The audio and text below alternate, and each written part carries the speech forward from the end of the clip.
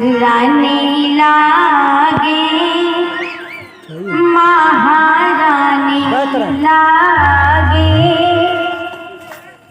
माने आरो आरो यमुना जीरो पानी लागे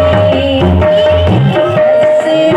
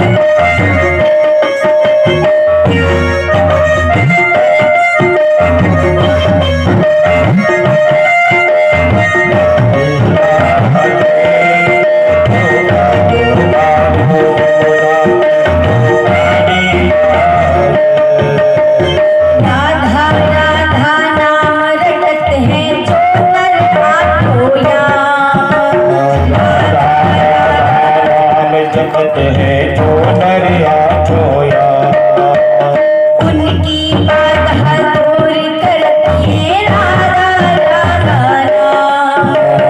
उनकी बात दूर करते हैं राधा राधा नाम में सरल जिंदगानी लागे, जिंदगानी लागे।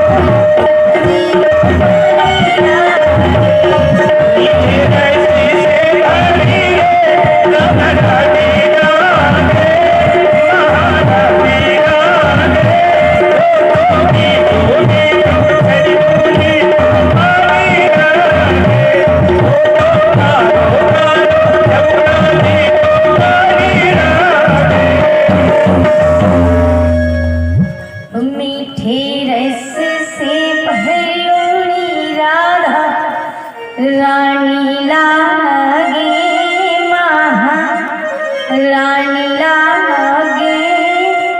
माने करो करो यमुना जीरो पाए लागे। बोली राधे रानी सरकार की। जय हो।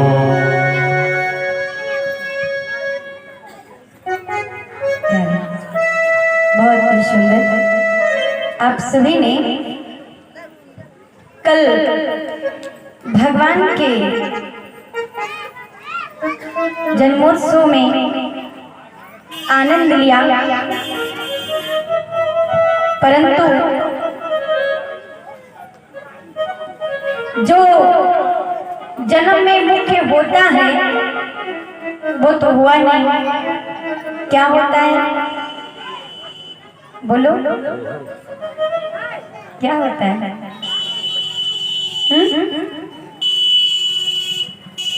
सोहर। हाँ?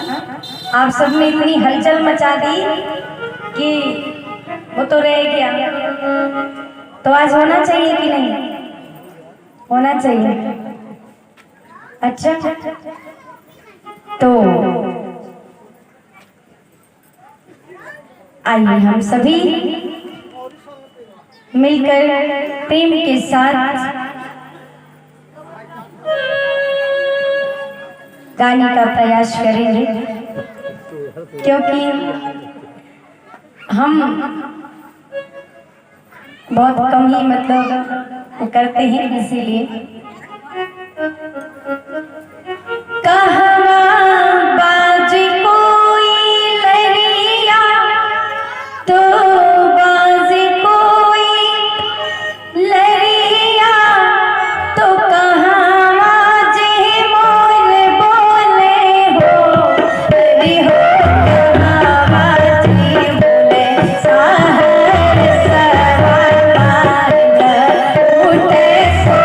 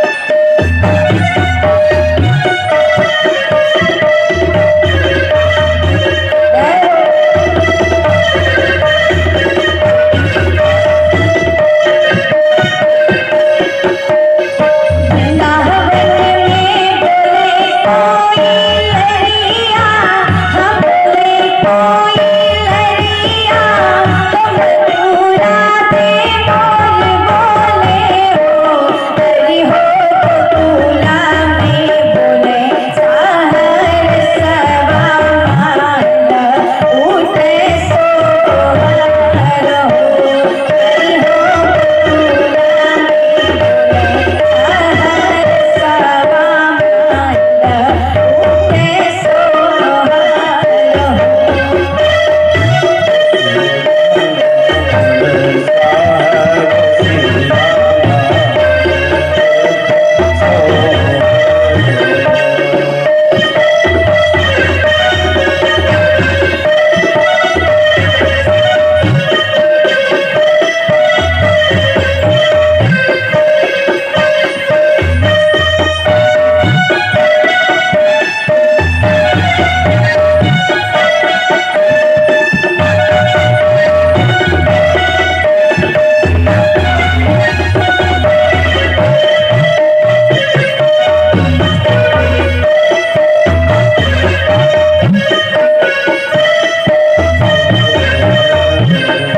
कहते हैं कि जहाँ पर यदि सोहर सुनाई पड़े और कहीं पे बधाई बजती सुनाई पड़े तो समझ लो कि किसी के घर में खुशी आई है, लल्ला का जन्म हुआ है। तो सब पूछ रहे हैं कि ये बधाई कहाँ बज रही है, ये सोहर कहाँ गाए जा रहे हैं, किसके घर में लल्ला हुआ है।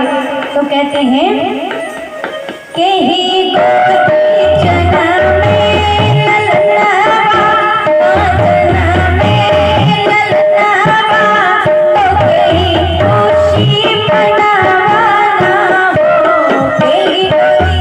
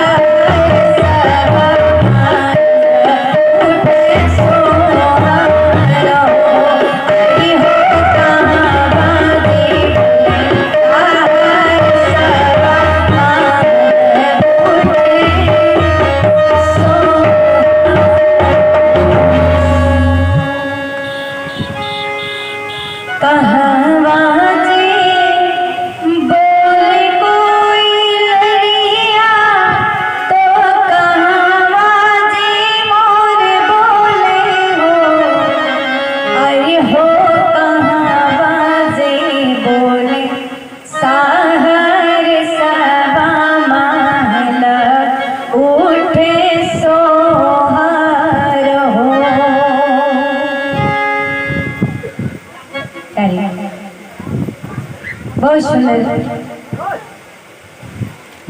आज गोकुल में नंद बाबा के यहाँ बड़े धूमधाम से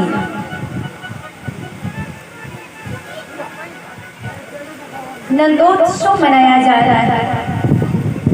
नंद बाबा को इतनी खुशी है कि जिस खुशी को बयान नहीं कर सकते, वर्णन नहीं कर सकते।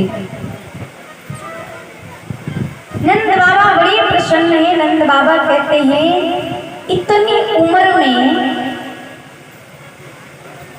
जब कोई व्यक्ति उम्मीद छोड़ देता है, उसे कोई आस नहीं रहती, तब ऐसी उम्र में आप हमारे घर में छोड़ा गए हुए हैं।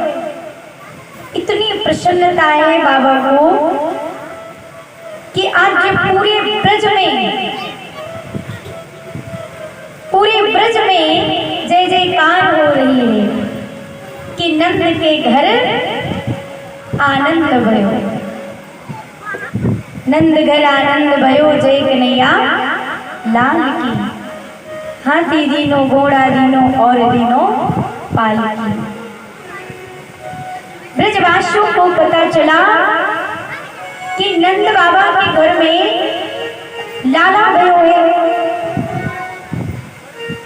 जब ये खुशी सबने सुनी तो महाराज सारे ब्रजवासी दौड़ करके बाबा के घर आए और बाबा के घर आकर के बाबा से कहते हैं, बाबा आपको पता है हम सब ब्रजवासी मिलकर के एकादशी का व्रत रखते थे। क्यों?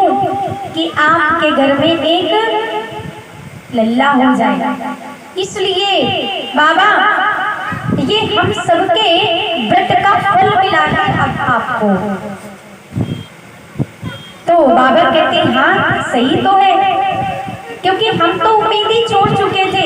हमें तो कोई आशा नहीं थी कि अब हमारे कोई लाला भी होगा, लेकिन ये वाकई में वास्तव में ये आप ही सबके तपस्या का फल है जो आज मुझे इतनी उम्र में एक बेटा हुआ है।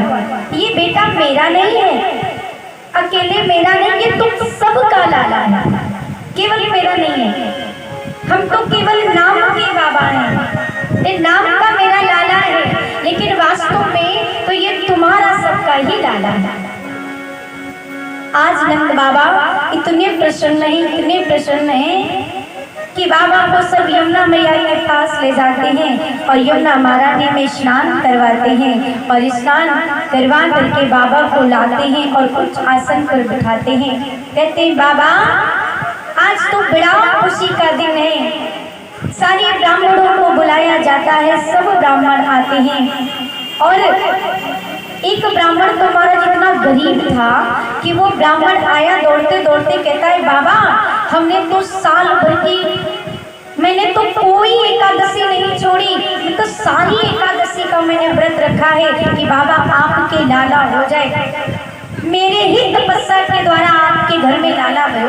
बाबा सबसे ज्यादा मुझे तो गैया चाहिए, क्योंकि कहा जाता है नौलख गैया नंद बाबा की। बाबा सबसे धनवान थे, बाबा सबसे अमीर थे, बाबा के जैसे सब नहीं थे, बाबा सबसे धनवान थे। बाबा सभी को हजारों गायों का दान दिया है, खूब बाबा ने धन लुटाया है खुशी में, क्योंकि बाबा की कोई कमी नहीं थी, जो जितना चाहे सो ले जाए। और वो तो ब्राह्मण आया कहता है बाबा मुझे तो 5000 गैया चाहिए, बाबा मुझे 5000 गैया चाहिए। बाबा कहते हैं ले जाओ। 5000 गाय बाबा ने दान किया। जब ब्राह्मण को दान दिया वो तो 5000 गैयों को लेकर के चला गया। जब महाराज लेके गया तो कहीं छत पे ले जाए, कहीं घर में ले जाए, कहीं रसोई घर में ले जाए। उसकी पत्नी तो महाराज गई थी जलवर में यमुना जी, और जब वापस आई तो देखती है रसोई में गैया खड़ी है। वो थोड़ा कड़क थी, गुस्सा करने लगी। ये क्या कर रहे हो? तुमको पता है कि जब हमारे घर में हमारा घर छोटा है, इतनी जगह नहीं है, तो इतनी सारी गायों को लेने की क्या जरूरत थी? इतना लोग दिखाने की क्या आवश्यकता थी? तो महाराज ब्राह्मण देव कहते हैं, अरे इतना गुस्सा काहे करती हो? हम तो इसलिए इतनी लाए हैं कि आधी गैया तुम्हारे पिताजी को दे देंगे और आधी गैया हम तुम्हारे बहन के घर भिजवा देंगे। अब तो पत्नी खुश हो गई, तब तो ठीक है, अब तो खुश हो गई। और महाराज इतनी प्रसन्नता के साथ सभी खूब नाच रहे हैं, गा रहे हैं, सारे ब्रज में खुशी का आनंद का माहौल है। अब इधर प्यारे एक सखी ने सुना, सखियां जब यशोदा मैया की सखियों को पता चला कि यशोदा रानी के घर लाला भयो है, तो सब सखियां आपस में विचार करती है कि बधाई में कुछ तो ले जाना चाहिए ना, क्या ले जाऊं? लल्ला को बधाई देने जाना है, क्या लेके जाऊं बधाई में? एक सखी विचार करती है कि मैं तो बहुत गरीब हूँ, मेरे तो कुछ है नहीं जो मैं कोई महंगी वस्तु लेकर जाऊं, क्या लेकर जाऊं? तो विचार करती है, याद आया कि हमारे घर में 2-3 दिन का दही रखा हुआ है, एक काम करते हैं हम उसी को लेकर के जाते हैं। आज वो दही की मटकी को उठाई है और उठा करके आज वो सर पे रखी और सर पे रख करके वो गोपी चली है यशोदा रानी के घर। मटकी लेकर जा रही है, विचार करती है कि मैं जा तो रही हूँ, लेकिन पता नहीं मैया इसे स्वीकार करेंगी कि नहीं करेंगी। कि 2-3 दिन का रखा हुआ था, हम तो ऐसे लेके चल दिए, पर लेके तो जाना था, पर क्या करूं? आज वो मटकी लेकर जा रही है और महाराज जैसे यशोदा मैया के आंगन में पहुंची ना, आंगन में पहुंचते ही जैसे देखा वहां पर तो और भी सारी गोपियां हैं और सब मगन होकर के प्रेम में नाच रही हैं, गा रही हैं, सब गा रही हैं आपस में। क्या गा रही हैं? यशोदा तेरो लाला बढ़े जैसे चंदा, तेरो लाला बढ़े जैसे चंदा।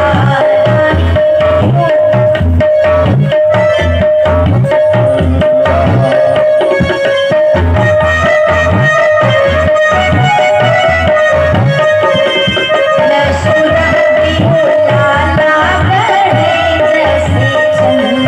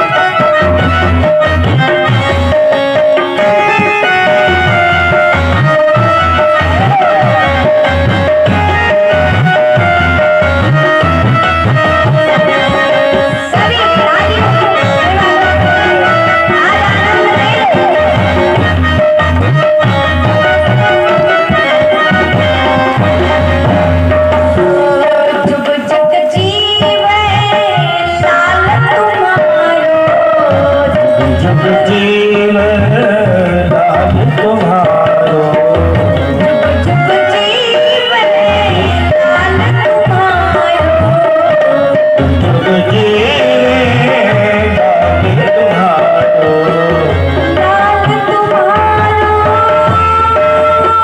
लाल तुम्हारो जुग जीवे लाल तुम्हारो जुग जीवे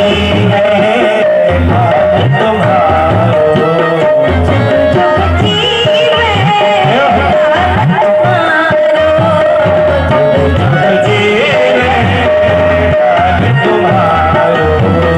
जैसे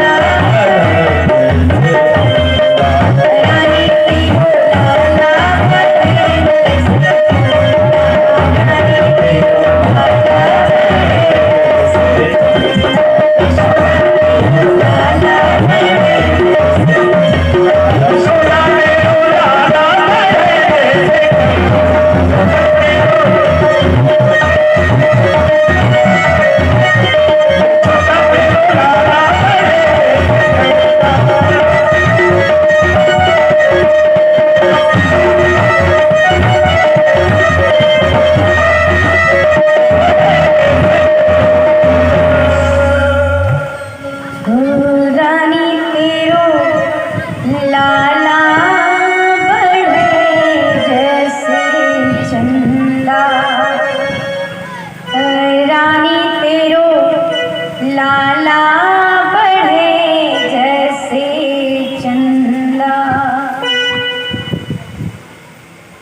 आज सभी गोपियां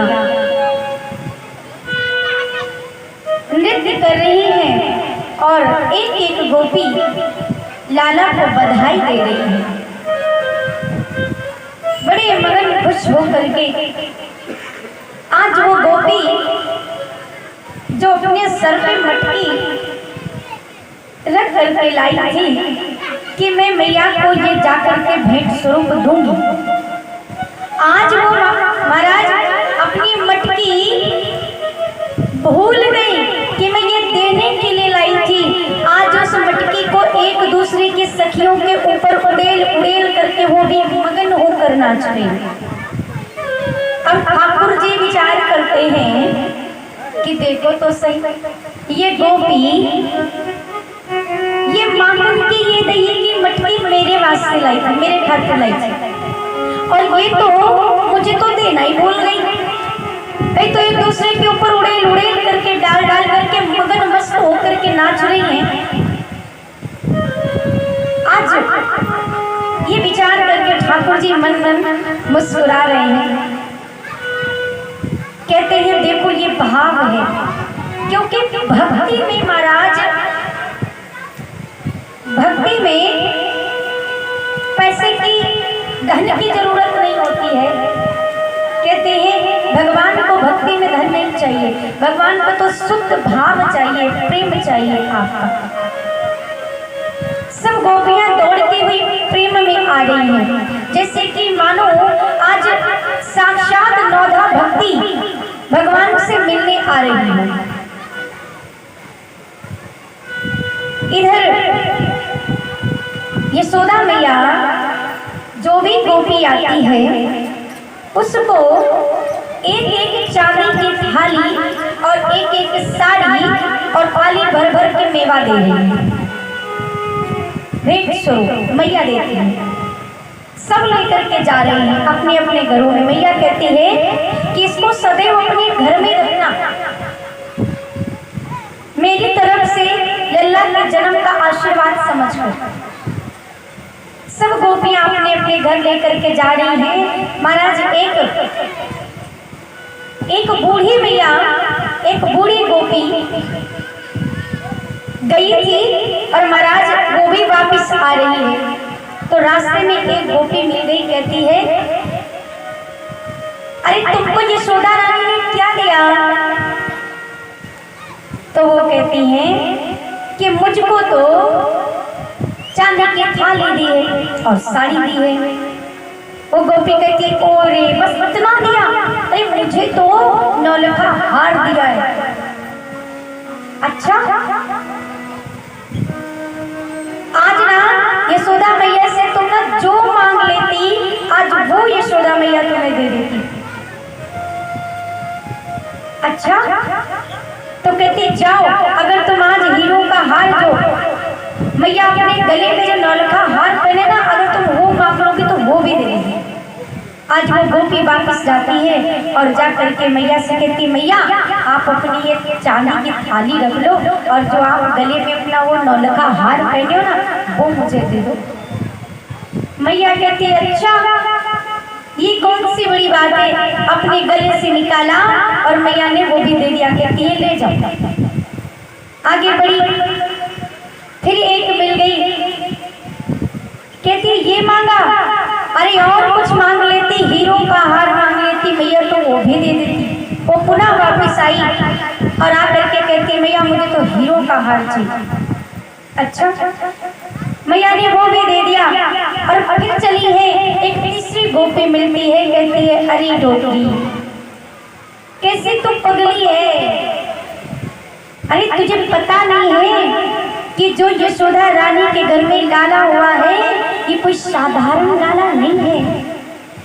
हम सब जानते हैं कि ये कोई साधारण बालक नहीं है, कि साक्षात परमात्मा प्रकट हुए हैं हम सबके लिए।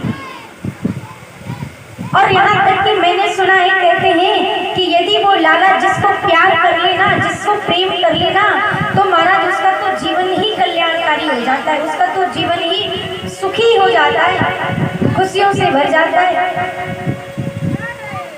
अच्छा ये बता,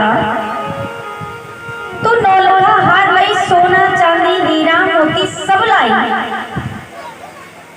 पर तूने लाला के दर्शन किए? वो तो नहीं किए। अब तो महाराज गोपी कहते तो तूने कुछ नहीं किया, ये सब बेकार है। अरे मुख्य तो हमारा क्या है कि हमको तो लाला अपनी गोद में खिलाना है। परम सौभाग्य होता जो तू अपने गोद में लाला को लेती, उनका दर्शन करता। लाला यदि एक बार प्रेम कर लेगा ना तो जीवन में कभी तुझे किसी से कुछ मांगने की जरूरत नहीं रहेगी। मैंने सुना है वो भगवान है। अच्छा, आज तो उस वो गोपी कहती है अच्छा, आज वापस जाती है दौड़ करके और मैया के सामने गई। कहती ये ले अपना चांदी, ये ले हीरा, ये ले मोती, ये ले सोना, ये कुछ नहीं चाहिए मुझे, तो बस अपना लाला दे दे, थोड़ी देर के लिए मुझे इसके साथ खेलना है। और आज लाला को गोद में लेकर के बड़ी ही मस्त मगन होकर के लाला के दर्शन कर रही है एक एक। एक एक अंग का दर्शन कर रही हैं कि कितने सुंदर नेत्र हैं, कितने सुंदर कपोल हैं, कितना सुंदर चेहरा है, कितने सुंदर हाथ हैं।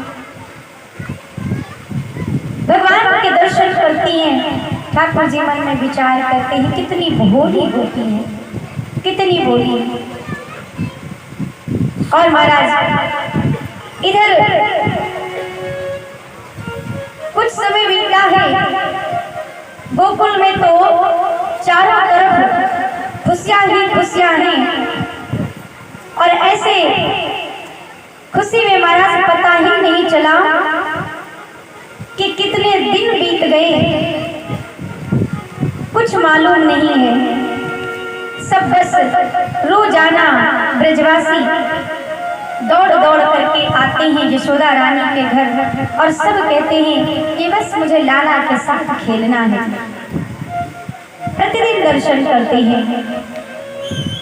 महाराज 8 दिन तक तो चलता रहा। नवमी के दिन नंदोत्सव हुआ, द्वादशी के दिन भगवान शंकर जी दर्शन करने आए। भैया कीड़े बहुत गिर रहे हैं, कहाँ से? इसको बंद करो या इधर करो, या फिर इसको घुमाओ थोड़ा सा, बहुत ज्यादा।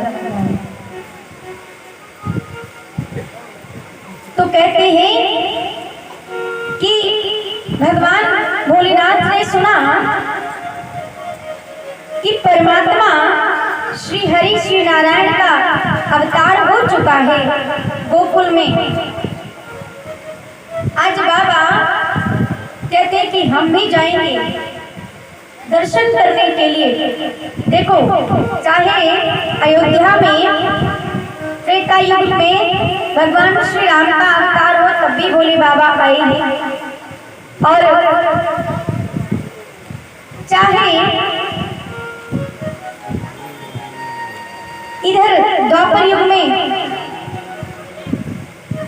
भगवान कृष्ण का अवतार हो, आज भोले बाबा कहते हैं कि मैं जाऊंगा।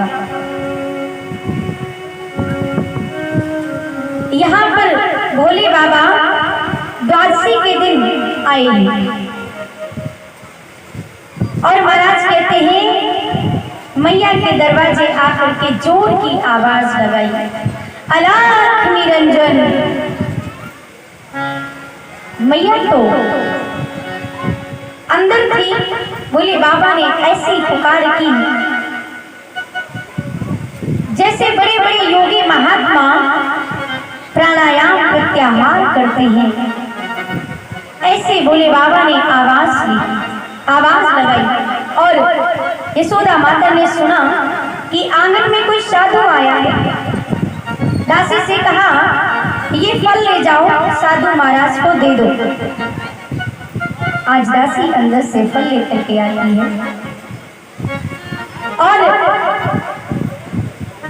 देने के लिए चलती है तो मैया कहती है, सुनो एक बात और कहना, कह देना कि मेरे घर में लाला हुआ है जिसको आशीर्वाद भी दे देंगे। दासी कहती है ठीक है, आई है और फल देने लगी।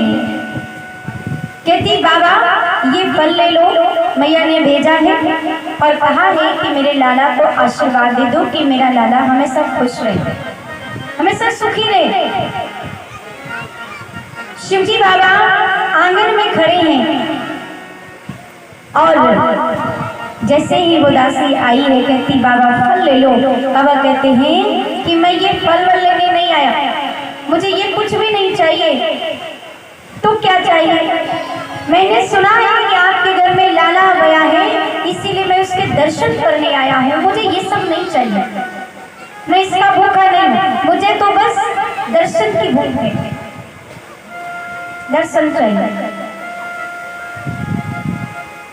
अब वो दासी लौट कर जाती है, कहती है मैया वो जो बाबा आया है ना, वो तो कह रहा है कि मैं ये सब नहीं लूंगा, मुझे तो बस लाला के दर्शन चाहिए।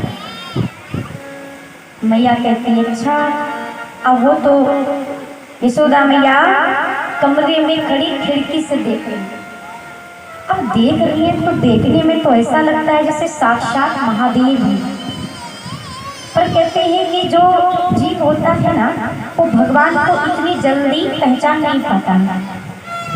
अब यशोदा मैया के सन्मुख महादेव खड़े लेकिन फिर भी मैया उन्हें पहचान नहीं पा रही। मन में तो आ रहा है कि ये साक्षात महादेव हैं, मन की आंख कहती है कि साक्षात महादेव हैं, लेकिन ये ऊपर की स्थूल आंखें कह रही है कि महादेव यहाँ क्या कर रहे हैं, पहचानने से इनकार हो रहा है। मैया अंदर से कहती है अरे बाबा मैं अपने लाला को भी बाहर नहीं ला सकती, क्योंकि आपके गले में ये नाग है और आपके ये जो सर्प बिच्छू लटक रहे हैं, ऐसा आपका ये वेश मेरा लाला देखेगा तो डर जाएगा, मेरा लाला भी बहुत छोटा है। बाबा कहते हैं मैया हमारा और तुम्हारे लाला का संबंध युगों युगों से है, आप नहीं जानती हो। मैया कहती हो रे क्या बात बोला, मैं तो इतने वर्ष हो गए, छोटे से बड़ी बड़ी से विवाह हो गया, विवाह से आज बच्चे भी हो गए, बूढ़ी हो गई, पर आज तक तो मैंने कभी जीवन में आपको देखा नहीं। आपको मैंने तो देखा नहीं, पर मेरे नाना तो भी 8 दिन का है। आप कह रहे हो कि मेरे लाला का और आपका संबंध युग युग से है। बाबा कहते आप नहीं समझोगे, बस मुझे दर्शन करा दो। मैया कहती है नहीं, मेरा लाला डर जाएगा। मैया जिद करे कि नहीं, बाबा कहते जब तक मैं दर्शन न कर लूं तब तक मैं जाऊंगा। और आज भोले बाबा बीच आंगन में बैठे हैं, कहते हैं मैं ना जल पीऊंगा ना मैं कुछ खाऊंगा, अब मैं यहीं पर समाधि लगा के बैठूंगा, मैं यही बैठूंगा। अब महाराज यशोदा मैया विचार करती कि कैसा हठी बाबा है, कैसा हठी बाबा है, न जल पिएगा और ना ही महाराज ये कुछ खाएगा और समाधि लगा के यहीं बैठ जाएगा। हाँ, इतना जिद्दी बाबा मैंने तो कभी नहीं देखा। क्या करूं मैं, पर लाला को ले जाना नहीं चाहती। बाबा भी जिद्दी तो मैया भी जिद्दी। अब महाराज इधर भोले बाबा भी ना निराले हैं। हमारे जोगिया हमारे जोगिया डम डमरू बजावेला हमारे जोगिया,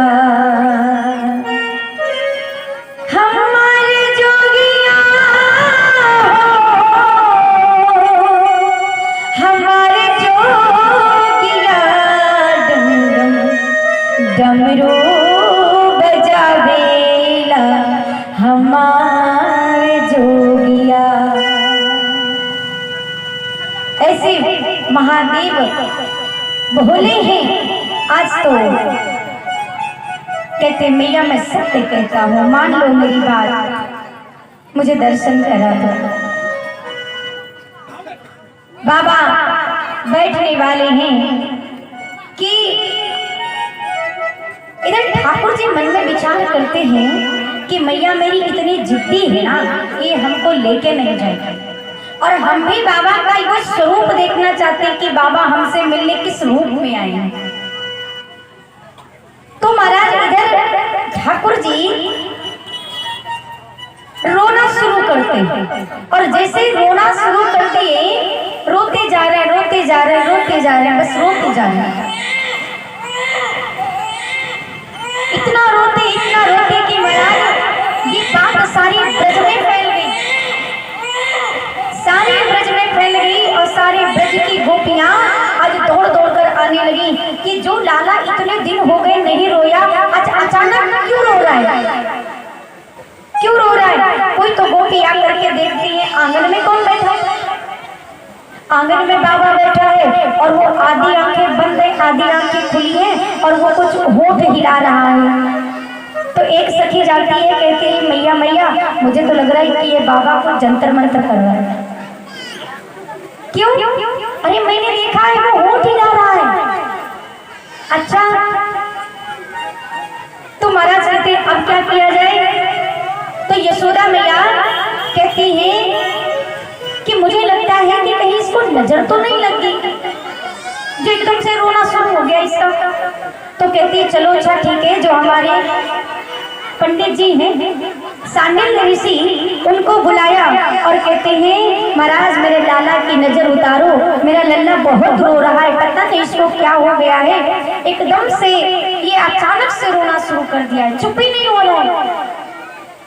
सांडिल्य ऋषि ने देखा आंगन में साक्षात महादेव जी बैठे, आंगन में साक्षात भोले बाबा बैठे हैं और अंदर से ठाकुर जी विचार करते हैं कि मैं तो जाऊं दर्शन करने पर मैया जाने नहीं दे रही, क्या करें?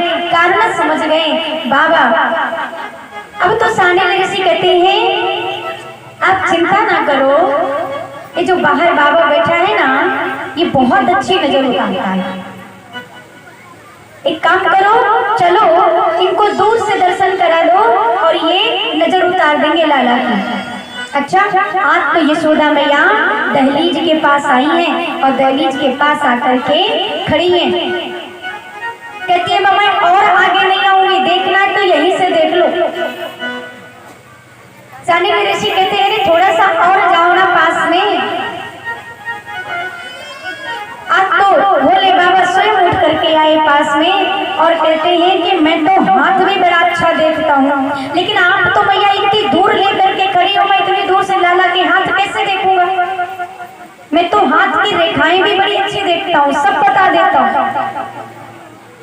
अब यशोदा मैया के मन में आया अरे वाह इतना अच्छा बाबा हमारे पास आया है, तो क्यों ना अपने लाला का भविष्य दिखाना चाहिए।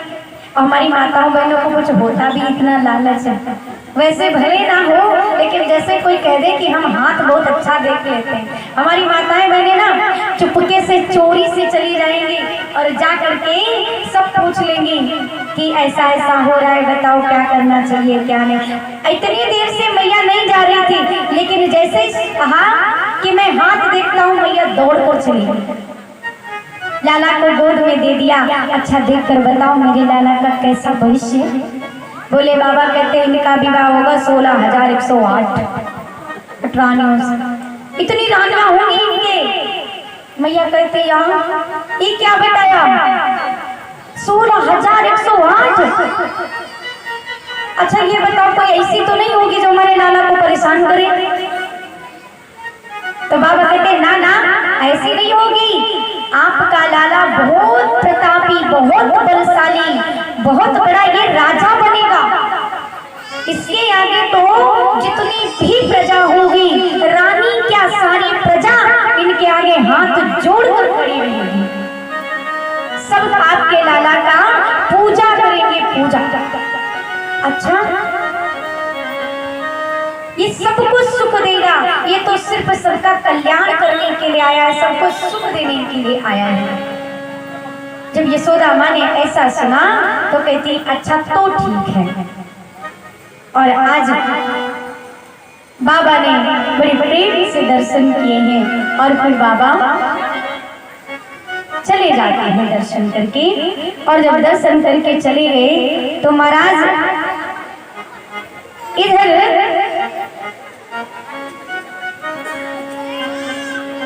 कंस के यहाँ पर कहते हैं कि नंद बाबा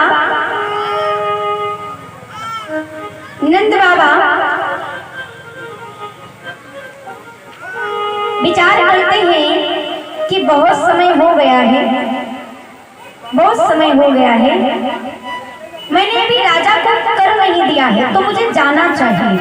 और यशोदा मैया से कहते हैं महारानी आप यहाँ पर लाला का ध्यान रखना, मैं जाता हूँ मथुरा, वसुदेव जी से भी मिल लूंगा और कंस को कर देना है तो मैं उसको कर भी दे करके और मैं जल्दी वापस आ जाऊंगा, थोड़ा ध्यान रखना। अब नंद बाबा महाराज जाते हैं मथुरा जाते हैं और जाकर के सबसे पहले वसुदेव जी से मिले। वसुदेव जी से मिले, वसुदेव जी को खुशखबरी दिया कि देखो बहुत सुंदर खुशखबरी है कि अपने घर में एक नहीं महाराज दो लाला हुए। वसुदेव जी मन में विचार करते हैं, वो तो मुझे पहले से ही पता, हम ही छोड़ के आए और हम ही को, लेकिन ऐसा है कि वो अपने आप को छुपा रहे हैं, बताना नहीं चाहते कि क्या हुआ है, बताना नहीं। बड़े प्रसन्न है, अरे भाई ये तो बहुत खुशी की बात है, बहुत सुंदर बात है। हमारे दोनों बच्चों को ध्यान से रखना, उन्हें कोई दुख ना हो, उन्हें कोई कष्ट ना हो। हाँ बिल्कुल रखेंगे। तो कहते हैं नंद बाबा अब आप जल्दी से गोकुल जाओ, आप जल्दी गोकुल जाओ, क्योंकि ये बहुत बड़े बड़े उत्पात होने वाले हैं। क्यों? क्योंकि वसुदेव जी कोई साधारण नहीं है, उनको सब पहले से पता चलता है, समझ गए। कहते हैं बाबा अब तो आए, सबसे पहले तो आपसे मिले, अब जाएंगे तो हम कंस को कर देंगे, और उसके बाद में अब दो लाला हुए हैं, अब इतनी दूर हम आए हैं, अपना तो छोटा सा गांव है, अब आए तो बच्चों के लिए कुछ खिलौना तो लेंगे ना। अब आज तो नहीं, कल भी नहीं, कल पूरा हम बाजार घूमेंगे, सब खरीदेंगे बच्चों के लिए, फिर परसों आएंगे। बाबा कहते हैं ठीक है, लेकिन थोड़ा जल्दी करना। महाराज कंस के पास जाते हैं, कंस को कर दिया है, और कर देने के बाद में थालियों में भर भर के आज हीरे मोती दे रहे हैं। तो महाराज कंस कहता है बाबा आपका जितना कर बनता था आपने वो तो दे दिया, अब ये किस खुशी में दे रहे हो? बाबा कहते हैं महाराज बहुत खुशी की बात है कि हमारे घर में इस उम्र में दो छोरा हुए। अच्छा ऐसी बात है? अरे वाह, तब तो कोई बात नहीं, अगर मैं क्या करूं, मैं तो बहुत व्यस्त हूँ, मेरे चलने का समय नहीं है, और नहीं तो मैं खुद चलता, ऐसी खुशी की बात है। कोई बात नहीं, मैं यही से आशीर्वाद देता हूँ कि आपका लाला बड़ा प्रतापी बने, बड़ा बलशाली बने, बड़ा तेजस्वी बने, आपके लाला के जितने भी शत्रु होना सब मर जाए। ऐसा आशीर्वाद दिया महाराज, और ऐसा आशीर्वाद से नहीं पता हम ही सबसे बड़े थे, सबको ऐसा आशीर्वाद दिया। बाबा चले आए। अब उसको चिंता हो रही है कि महाराज उस कन्या ने कहा था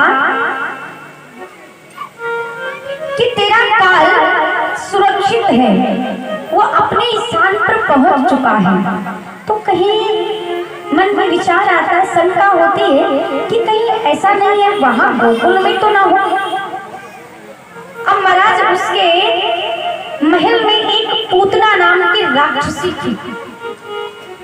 आज कंस ने उसको नियुक्त किया है, कहता है कंस कि तुम जाओ और अभी यहाँ पर 15 दिनों में जितने भी बच्चों ने जन्म लिया है उन सारे बच्चों को एक एक करके मार दो, क्योंकि ये तो पता नहीं कौन सा मेरा काल होगा, लेकिन जाओ और तुम उन सबको मार दो।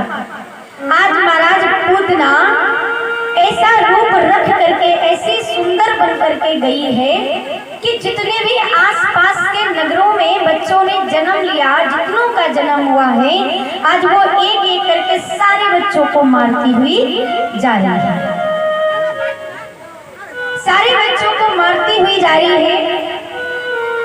और महाराज गोकुल में जैसे ही पहुंची है, तो गोकुल में पहुंची, गोकुल में जो पहरेदार थे ना, आज उन्होंने उसको नहीं रोका। क्यों नहीं रोका? रूप देखा तो देखते ही रह गए, कहते ऐसा लग रहा है मानो स्वर्ग की अप्सरा उतर के आई है।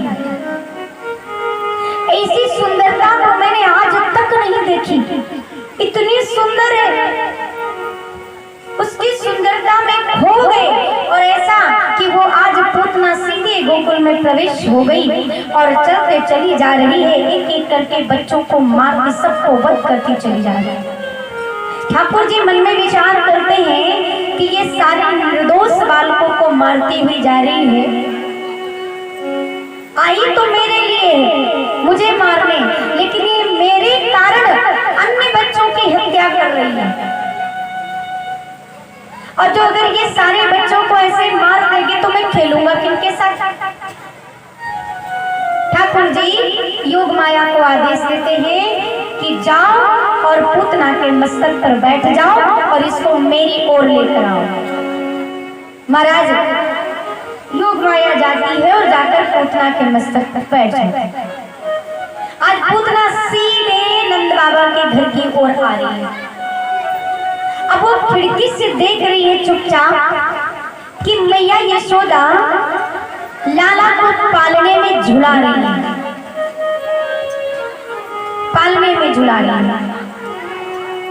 वो विचार करती है कि मैं कैसे जाऊं, क्या करूं। और जैसे ही फिर कहती है कुछ तो बहाना बनाना पड़ेगा।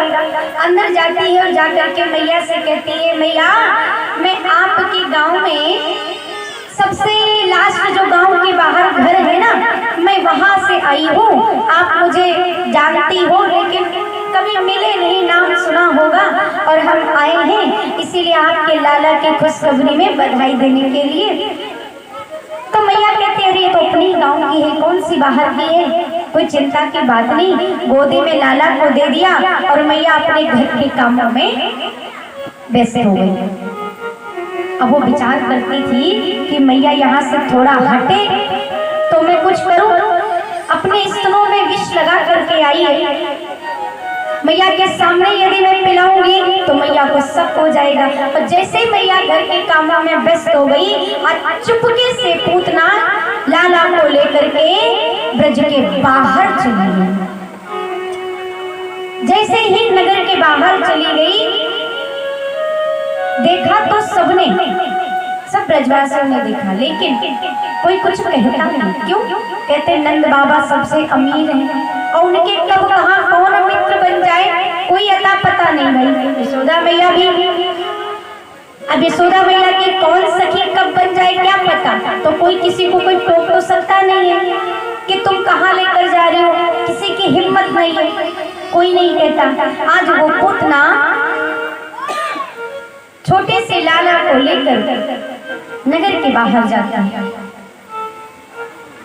और जैसे ही लेकर के गई है, अब छोटे से लाला को स्तनपान कराना प्रारंभ किया। और जैसे ही स्तनपान कराने लगी तो महाराज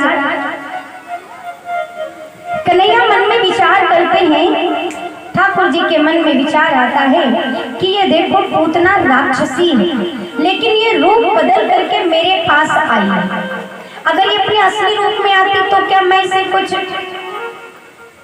इसे इनकार करता? नहीं, लेकिन ये रूप कैसा सुंदर रूप बनाकर आई है। अब जैसे ही उसने स्तनपान कराना शुरू किया कि महाराज आज कन्हैया, पहले तो टीकाकार लोग कुछ कहते हैं कि कन्हैया ने, लाला ने नेत्र बंद कर दिए। नेत्र क्यों बंद किए? कहते पूतना अविद्या का नाम है और अविद्या के आगे भगवान अपने नेत्र कभी नहीं खोलते। और तो और कहते हैं कि ये दुष्टा है, बाल घातनी है, इसने न जाने कितने बच्चों को मार डाला है। इसीलिए कन्हैया ने, लाला ने अपने नेत्र नहीं खोले। बहुत सारे कारण देते हैं। अब इधर ठाकुर जी ने जैसे ही उसका दूध पीना प्रारंभ किया कि महाराज दुग्धपान करते करते आज उसके प्राणों को भी पीना शुरू कर दिया। प्राणों को भी पीना जब प्रारंभ कर दिया, लागे पियन कृष्ण कर जोड़ा, लागी करन छुड़ावत सोड़ा। पूतना के दुग्धपान के साथ साथ ठाकुर जी उसके प्राणों को जब जोर से खींचना प्रारंभ कर दिए तो पूतना जोर जोर से चीखने लगी, चिल्लाने लगी, छोड़ छोड़। पूतना ने 2 ही बार क्यों कहा? छोड़ छोड़ 3 बार नहीं कहा, 4 बार नहीं कहा, 5 बार नहीं कहा, 2 ही बार क्यों कहा? छोड़ छोड़ कहते इसलिए कहा कि हे कृष्ण, क्योंकि पूतना तो जानती थी, हे कृष्ण तू मुझे इस लोक से भी छुड़ा दे और उस लोक से भी छुड़ा दे, तो मुझे अपने धाम ले चल।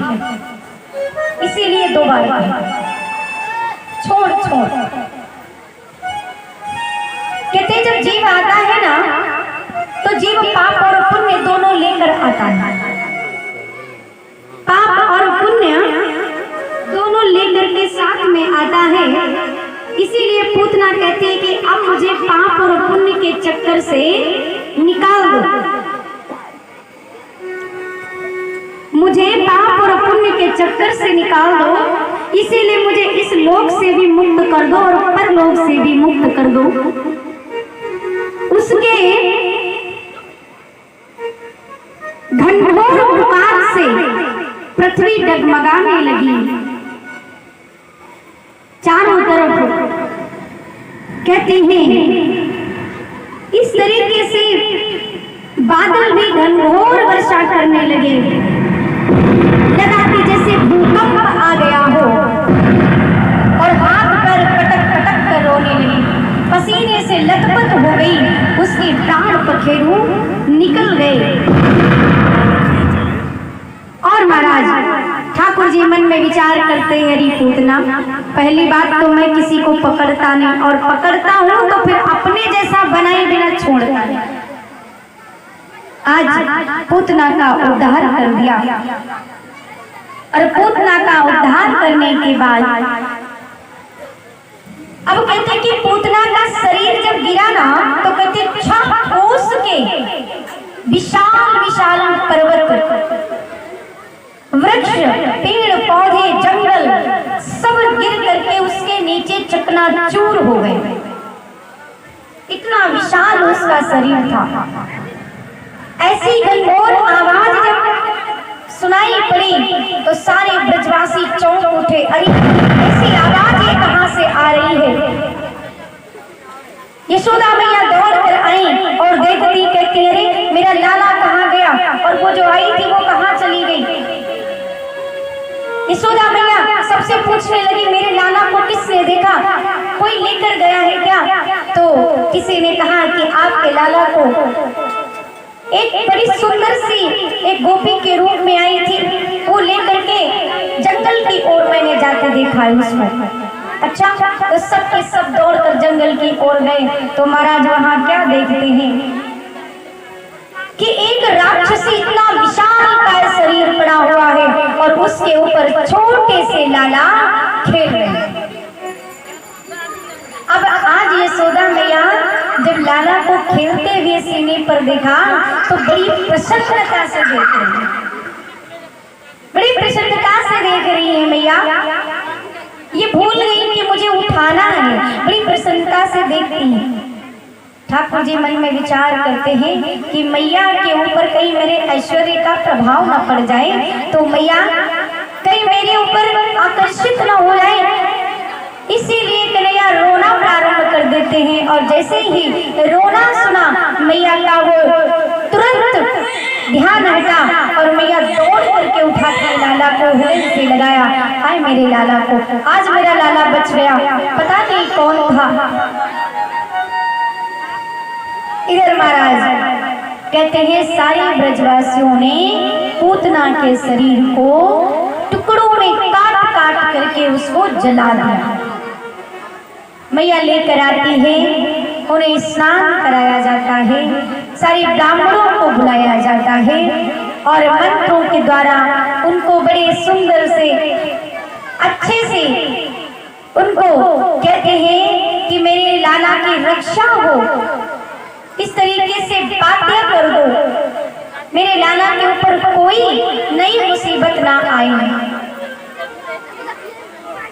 अब इधर नंद बाबा जब आए तो उधर से वसुदेव जी ने, जो कुल गुरु है जिनका नाम है गर्गाचार्य जी, गर्ग ऋषि आते हैं।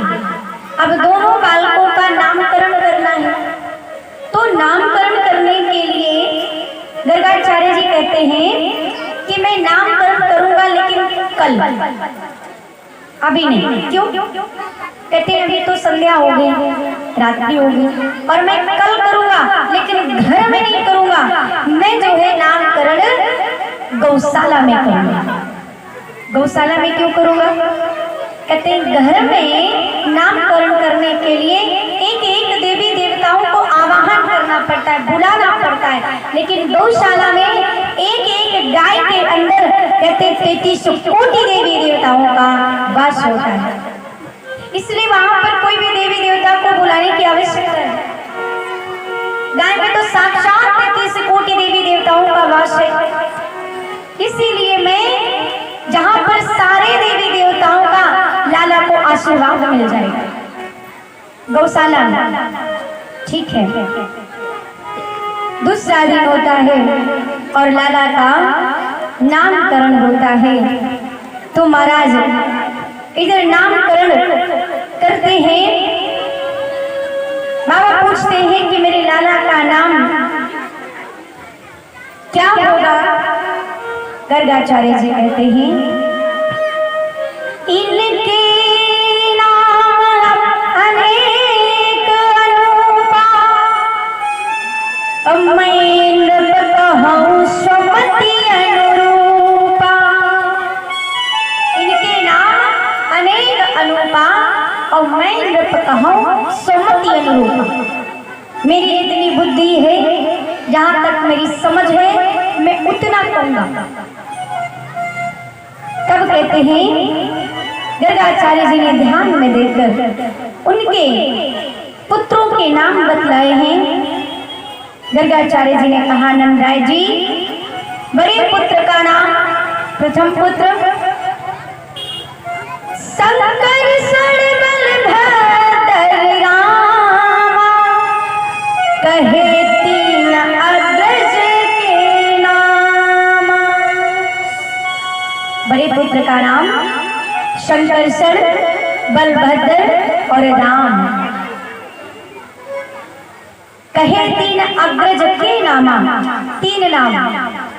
फिर कहते हैं द्वितीय जो दूसरा पुत्र छोटा पुत्र आता है उसका नाम वासुदेव और कृष्ण कन्हाई, इनके नाम पर बहुराई। वासुदेव, कृष्ण और कन्हैया। फिर तो इनके जितने भी भक्त होंगे ना, प्रेम में जो भक्त जिस नाम से बुला ले इनका वही नाम पड़ जाएगा, इनका वही नाम पड़ जाएगा। ऐसे तो हमारे कृष्ण और तो सब बताते हैं, कहते हैं कि देखो ऐसा ये आपका लाला होगा ना, इसके हर कार्य तो उल्टे हुए। सब बताया और नामकरण किया। उसके बाद महाराज बहुत सुंदर सी आगे की भी कथा आती है कि जब गर्गाचार्य जी अपने लिए भोग बनाते हैं और भगवान को भोग लगाने चलते हैं, और जैसे ही नारायण का ध्यान करते हैं और कहते हैं कि प्रभु आइए और भोग लगाइए, नेत्र बंद करके प्रार्थना करते हैं। और जब प्रार्थना करते हैं तो छोटे से कन्हैया चलते चलते आते हैं और खा लेते हैं। अब जब नेत्र खोले गर्गाचार्य जी ने तो देखते कहते हैं इसने तो झूठा कर दिया, और झूठा कर दिया 1 बार 2 बार 3 बार। अब गर्गाचार्य जी को क्रोध आ गया, कहते हैं कि ये बार बार झूठा कर रहे, मैं कहाँ तक क्या करूं। आखिर बाद में मैया कहती लाला तो ऐसा क्यों कर रहा है? कन्हैया कहते मैया हम ही को तो बार बार बुला रहे तो हम तो जा रहे हैं, ना बुलाए तो हम क्यों जाए? मैया कहती कैसी बातें करता है, इतना छोटा या भी ऐसी बातें करता है। और महाराज एक बार तो कहते हैं कि नंद बाबा के मन में आया कि जरा मैं देखूं तो सही कि मेरा लाला जग गया कि अभी सो रहा है। नंद बाबा जाते हैं तो क्या देखते हैं, आज मेरे लाला ने बिना किसी सहारे के करवट ली। अब नंद बाबा इसमें उत्सव मना रहे, बड़े प्रसन्न कि मेरा लाला आज बिना किसी सहारे के करवट ली, बिना किसी सहारे। सारे ब्रजवासी कहते बाबा आज का एक उत्सव है? कहते आज इस बात का उत्सव है क्योंकि आज मेरे लाला ने बिना किसी के सहारे करवट बदली है। बाबा बात बात में उत्सव मना रहे हैं, बात बात में उत्सव है।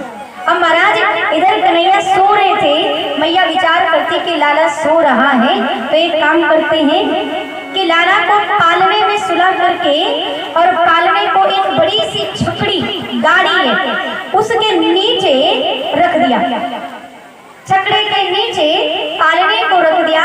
मैया विचार करती कि अभी सारे ब्रजवासी आएंगे, गोप गोपियां आएंगी तो क्या करेंगे, लाला को बार बार देखने के चक्कर में लाला के नींद में विघ्न पड़ेगा, बाधा पड़ेगा, इसीलिए मैया पालने को उठाकर छकड़े के नीचे रख दिया जिससे कि नींद में बाधा ना पड़े। सब आ रहे हैं, नृत्य कर रहे हैं, खुशी मना रहे हैं। इधर कुछ समय जैसे ही बीता, पूतना का जो भाई था जिसे कहते सकटासुर, महाराज उसके मन में आया कि मैंने सुना है छोटे से बच्चे ने मेरी बहन को मार दिया, ऐसा कैसे हो सकता है। अब महाराज वो आया है, कहता है जिसने मेरी बहन को मारा मैं उसे जीवित नहीं छोड़ूंगा, मैं भी उसे मारूंगा। अब वो आया है और बैठा गाड़ी पर देख रहा है कि इतना छोटा सा बच्चा ये मेरी बहन को बोलो कैसे मारा होगा। कंस ने मुझे भड़काया है, अरे इस पर तो मैं एक पांव रखूं ये तो तुरंत इसके पांव प्राण पखेरु उड़ जाएंगे, इसके तो तुरंत प्राण पखेरु उड़ जाएंगे। ये भला मेरी बहन को कैसे मार सकता है, पुतना को कैसे मारा गया। अब जैसे महाराज मन में आता है उसके विचार करता है, कन्हैया जी की तो लीला थी, कन्हैया अपना अंगूठा चूस रहे थे और उन्होंने एक झटके में पांव को छोड़ा और वो पांव गाड़ी में लगा, वो गाड़ी सकटासुर के ऊपर ही पलट गई, सकटासुर का वहीं पर प्राणांत हो गया। प्राणांत हो गया तो कहते हैं सभी दौड़ कर आ गए, अरे ये क्या हुआ, सबने देखा।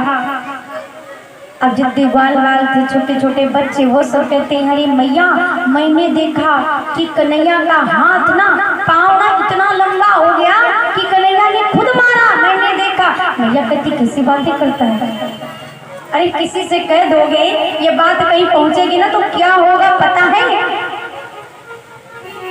अब सब आपस में कहते हैं जो देखा वही तो बता रहे।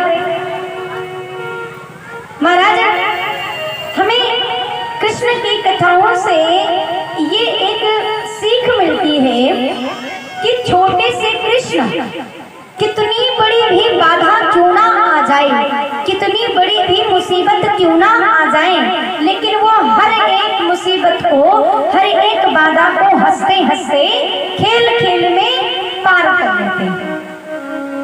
भगवान की कथाओं से हमें ये सीखना चाहिए, ये सीख लेनी चाहिए कि कितनी बड़ी भी मुसीबत क्यों ना आए, लेकिन हम हंस के खेल खेल में उस बाधा को समाप्त कर दें, उस मुश्किल का अंत कर दें। कन्हैया के हर खेल में क्या सीख मिली, खेल खेल में ही तो उन्होंने हर एक से एक बड़े शत्रुओं को नाश कर दिया, एक से एक बड़े राक्षसों का वध कर दिया खेल खेल में। ऐसे ही हमें उनकी कहानियों से, उनकी कथाओं से ये सीख लेना चाहिए। कहते हैं कि भगवान की कथा सुनोगे तो भगवान का प्रभाव समझ में आएगा और भगवान के भक्तों की कथा सुनोगे तो भगवान का स्वभाव समझ में आएगा। तो हम भगवान की कथा सुन रहे हैं ना, आज से भगवान की कथा सुन रहे हैं, तो अब हम क्या सुन रहे हैं, भगवान का प्रभाव कितना है, भगवान का प्रभाव समझ में आ रहा है। और 3 दिन तक हमने क्या सुना, भगवान का स्वभाव कैसा है। आपने कल सुना प्रहलाद जी का 3 दिन तक क्या चला, भगवान के भक्तों की कहानी जो चली, भगवान के भक्तों के चरित्र सुने। तो भगवान के भक्तों की कथा सुनोगे तो भगवान का स्वभाव समझ में आएगा। और अब चौथे दिन से अब भगवान की कथा सुनोगे तो भगवान का प्रभाव समझ में आएगा। इसलिए छोटे से कन्हैया महाराज धीरे धीरे बड़े हो रहे हैं।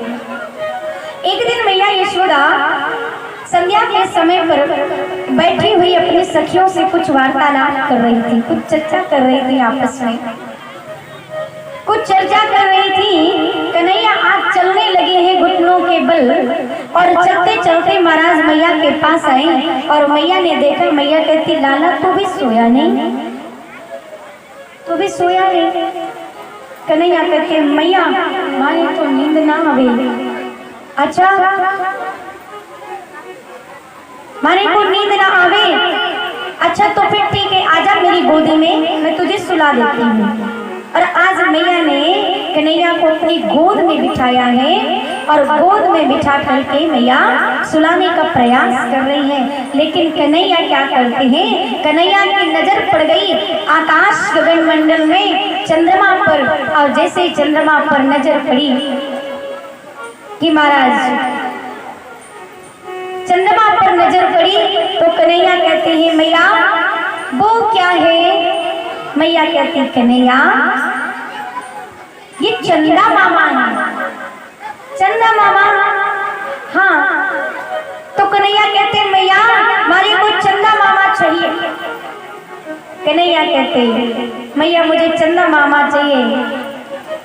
मैया कहती है, लाला ये कोई खेलने की चीज थोड़ी ना है, वो तो आकाश में है, मैं उन्हें यहाँ पर कैसे लाऊंगी। अब छोटे बच्चों की जिद क्या होती है कि बच्चों को जो चीज जिद कर ले उन्हें चाहिए, और अगर ना मिले तो महाराज वो हट पकड़ लेते हैं। इसीलिए कहते हैं 3 हट इस संसार में प्रसिद्ध है, प्रिया हट, राज हट और बाल हट। जो ये ठान लेते वो करके रहते। अब कहते मैया हमारे को चंदा मामा चाहिए। मैया कहती, लाला मैं कहाँ से दूं। अब तो कन्हैया हाथ पैर पटक पटक कर रोने लगे, वहीं पर मचलने लगे। कहते हैं, अरे मैया मैं तो चंद्र खिलौना ले हूँ, अरे मैया मैं तो चंद्र खिलौना ले हूँ। जय हो रोटी धरणी पार बही, जय हो रोटी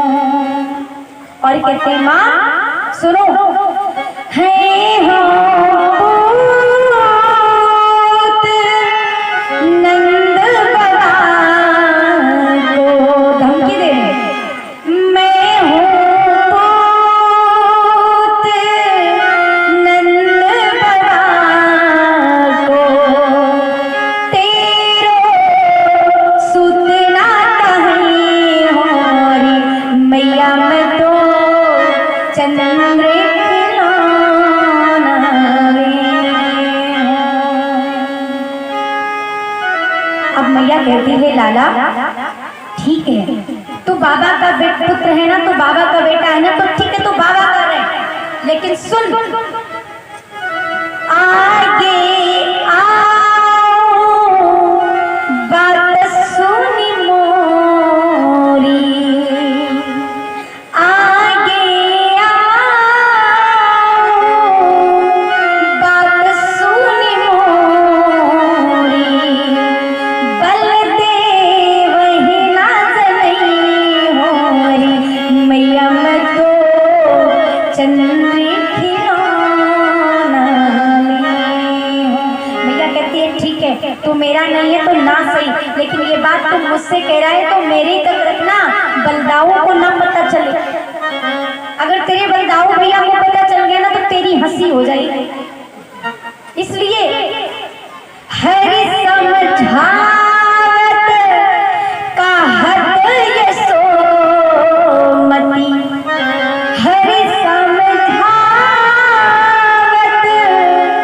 कहत यशोमती, क्या नई दुल्हन आवे हो रे, मैया मैं तो चंद्री खिलौना ली हूँ।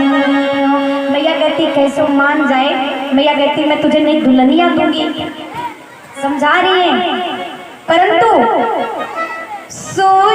सूरदास है कुटिल बराती, गीत सुमंगल गई होरी, मैया मैं तो चंद्र खिलौना ली हूँ, अरे मैया मैं तो चंद्र खिलौना ली हूँ। इस सूरदास जी महाराज का पद लिखा हुआ है, बड़ा प्यारा है। कहते हैं मैया ने कहा कि मैं तुझे दुल्हनिया दूंगी, तो कहते हैं मैया ये तो मुझे कुछ नहीं चाहिए, पर अभी तुम्हारे को चंदा चाहिए। मैया जाती एक थाली में जल लेकर आती है और उस थाली में चंदा की परछाई दिखाती है, तब जाकर के कन्हैया छपा छपा खेल खेल करके खुश हो रहे हैं। कहते मैया ये तो चंदा है। मैं कहती हाँ लाला यही चंदा, और इतने खुश हो करके आज कन्हैया खेले। मैया कहती लाला बहुत देर हो गई, अब चल अब सोना। आज मैया कन्हैया को ले जाकर के सुलाने का प्रयास करती है, पर कन्हैया सोते नहीं है। महाराज कन्हैया सो नहीं रहे हैं, और जब सो नहीं रहे तो मैया कहती है लाला तुझे क्या हो गया है, तारे को नींद काहे नहीं आ रही लाला, सो जा। तो कन्हैया कहते हैं मैया मारे को ना लोरी सुनाओ, मुझे लोरी सुना करके सुनाओ। मैया कहती ठीक है लाला। तो आज मैया छोटे से कन्हैया को लोरी सुना रही है। क्या सुना रही है? शांति रखो माताओं, थोड़ा सा और कम में बैठ जाओ, आने वालों को भी जगह दे दो। इधर जगह बहुत सारी पड़ी हुई है, लेकिन उधर कुछ बिछा देते तो माताओं को बैठने को मिल जाता। भैया इधर कुछ डाल दो तो इधर, क्योंकि फुल है पूरा, कहाँ बैठे। तो मैया लोरी सुनाती है। क्या? झगन मगन मेरी लाल को आजा रे निंदिया आ, झगन मगन मेरी लाल को आजा रे निंदिया आ।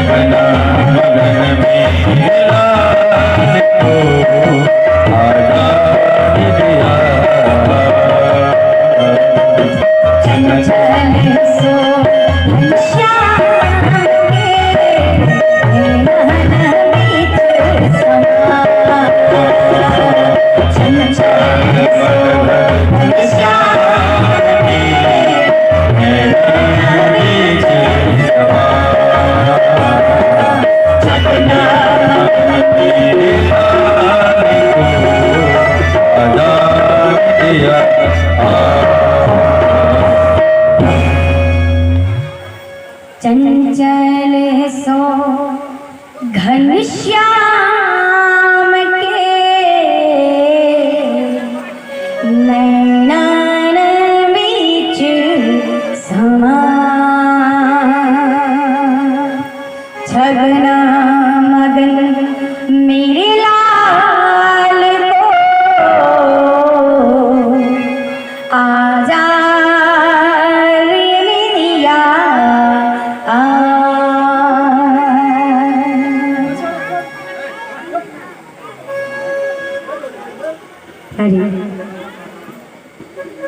इस प्रकार मैया आज छोटे से लाला को सुलाती हैं। कन्हैया सो जाते हैं और लाला को सुला करके आज मैया स्वयं चली जाती हैं सोने के लिए। मैया भी